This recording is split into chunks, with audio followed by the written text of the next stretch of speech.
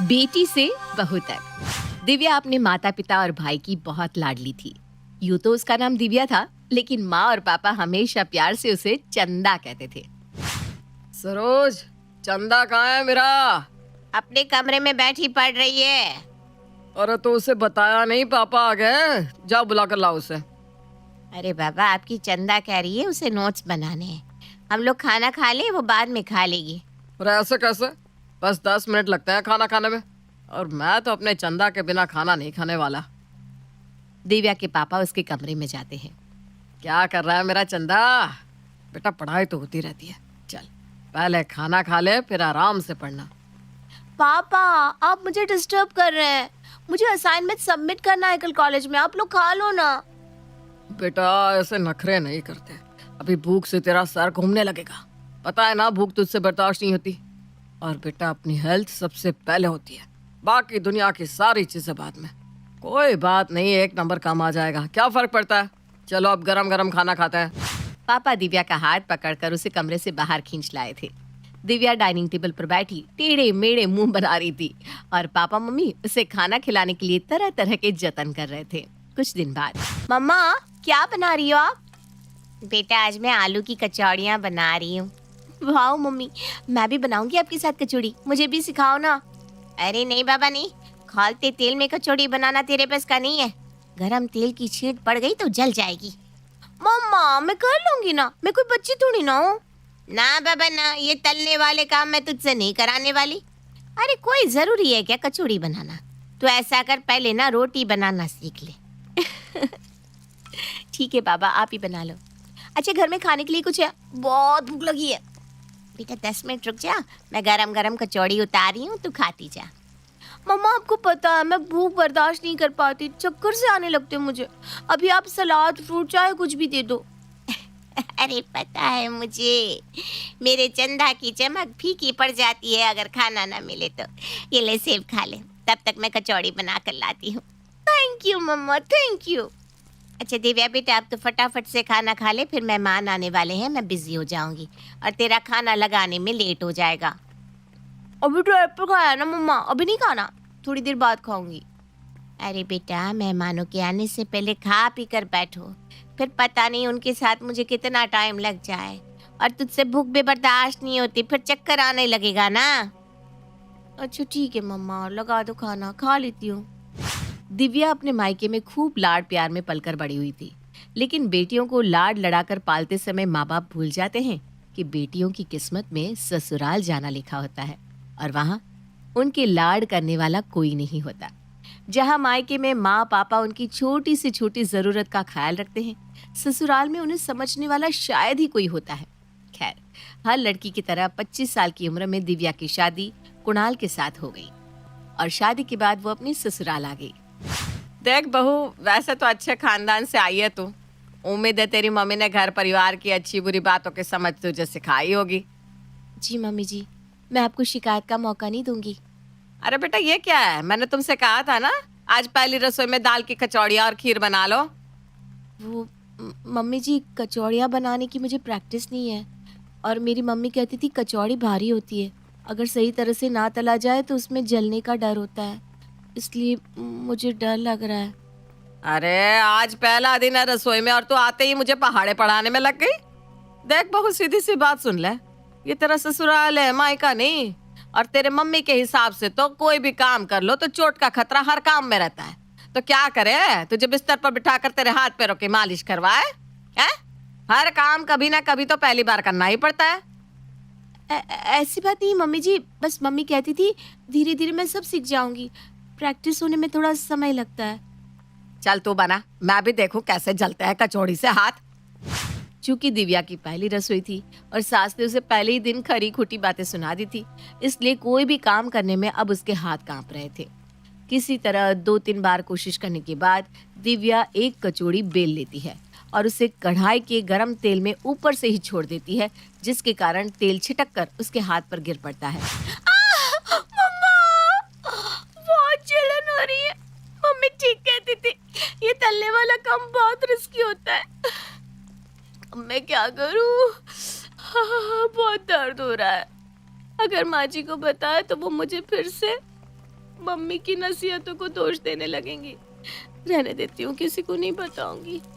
वैसे भी उनके तेवर देखकर समझ में आ गया है कि उन्हें मेरी कोई चिंता नहीं है। दिव्या डरते हुए किसी तरह अपनी पहली रसोई का खाना बनाकर तैयार कर देती है। अरे बहू, ये क्या कर रही है? ये कचौड़ी हाथ में पकड़कर खाने जा रही थी क्या? मम्मी जी, मैंने सोचा थोड़ा चक्कर देख लूं कैसी बनी है। अरे ऐसे खाना झूठा किया जाता है क्या? रसोई में बना खाना बहुएं सबसे आखिर में खाती है। इतना तो तुम्हें तुम्हारी मम्मी ने सिखाया ही होगा।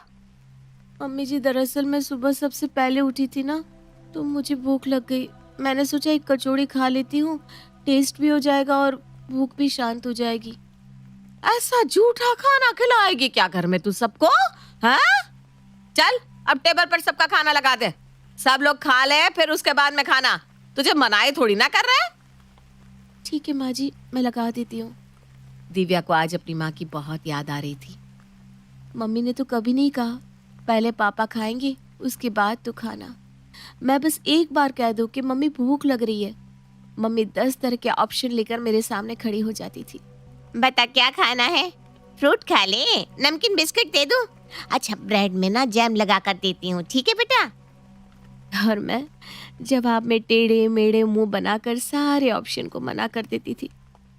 अरे घूर घूर कर ही सारा खाना खत्म कर देगी क्या? चल फटाफट टेबल पर खाना लगा। सास की आवाज से दिव्या अपने वर्तमान में लौट आती है और तेजी से हाथ चलाते हुए सबका खाना टेबल पर लगा देती है। कुछ दिन बाद, दिव्या, आज मैंने अपने बड़े भाई और उनकी फैमिली को खाने पर बुलाया है, तो तैयारी कर लियो, कोई कमी नहीं रहनी चाहिए। ठीक है माँ जी, मैं सब मैनेज कर लूंगी। दिव्या रात के खाने के लिए दोपहर से ही जुट गई थी। सासू माँ के कहे अनुसार दाल, 2 तरह की सब्जी, पुलाव, सलाद, रायता, पूरी सब बनाते बनाते शाम ढलने लगी थी। अरे अभी खाना तैयार नहीं हुआ क्या? बस थोड़ी देर में सब तैयार हो जाएगा। डिनर तैयार हो जाए उसके बाद नाश्ते की तैयारी कर लेना, मेहमान बस आते ही होंगे। पहले चाय नाश्ता लगाना और उसके कुछ देर बाद सबका डिनर। ठीक है मम्मी जी। रात के 9 बजे। मम्मी जी, सबका खाना लगा दूं? मुझे भी बहुत तेज भूख लग रही है। अरे भैया कह रहे हैं अभी थोड़ी देर बाद खाना खाएंगे, अभी तो नाश्ता हजम भी नहीं हुआ। 5 घंटे से रसोई में खड़ी हूँ, खड़े खड़े इतनी थकान हो गई है और भूख से मेरा तो सर घूम रहा है। ऐसा करती हूँ सलाद ही खा लेती हूँ।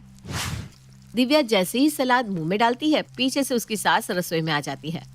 1000 बार तुम्हें समझाया है, मेहमानों को खिलाने से पहले खाना झूठा नहीं करते। पता नहीं क्या संस्कार लेकर आई है। अरे पहले सबको खिला दो, उसके बाद खा लेना तुम। वो मम्मी जी, बहुत तेज भूख लगी थी। पता नहीं कहाँ से ये छुई मुई हमारे घर आ गई।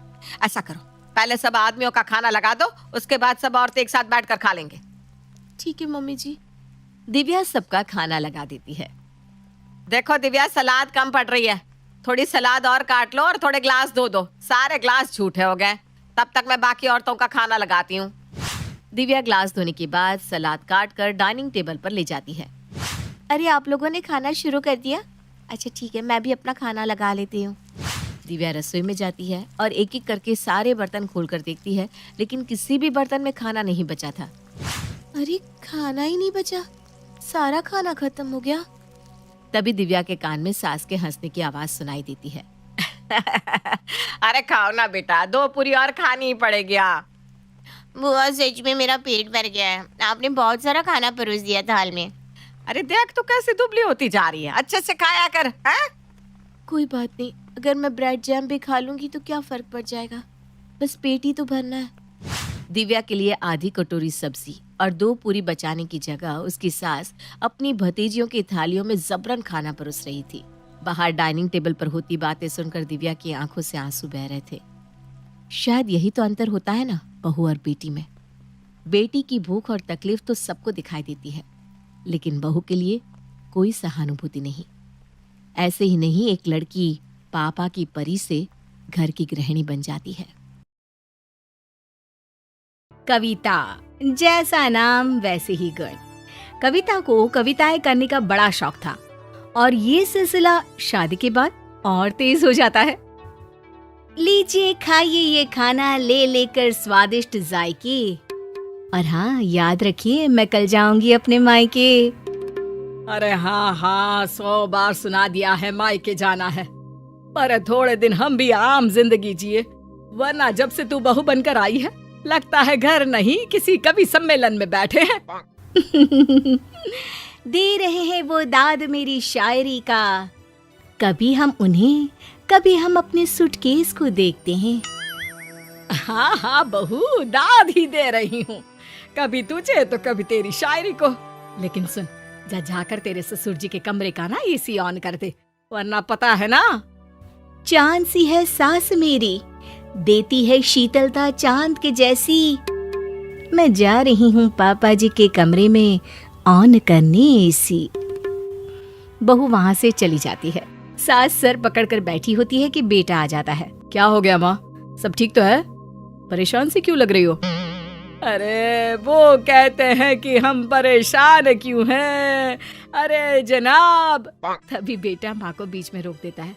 होल्ड ऑन माँ, होल्ड ऑन, क्या हो गया? अब प्लीज तू भी शुरू मत हो जाना।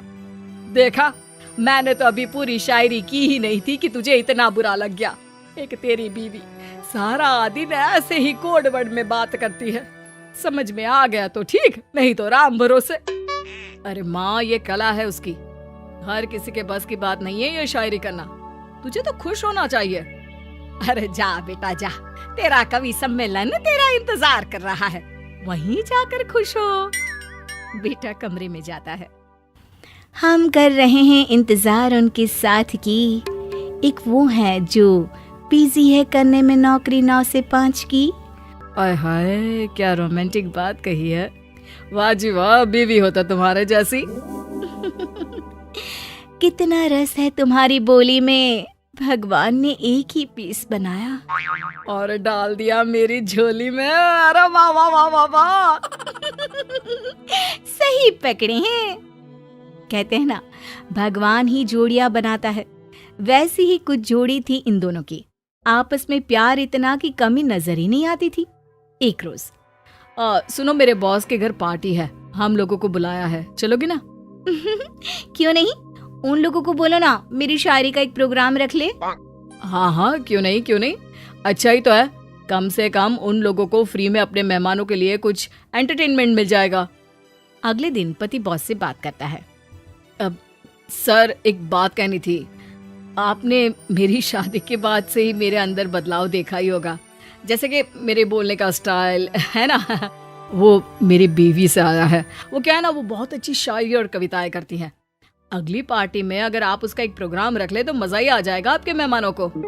अरे एक मिनट, पार्टी नहीं है मेरे घर में, मेरी दादी के देहांत का शांति पाठ है, वहाँ वो।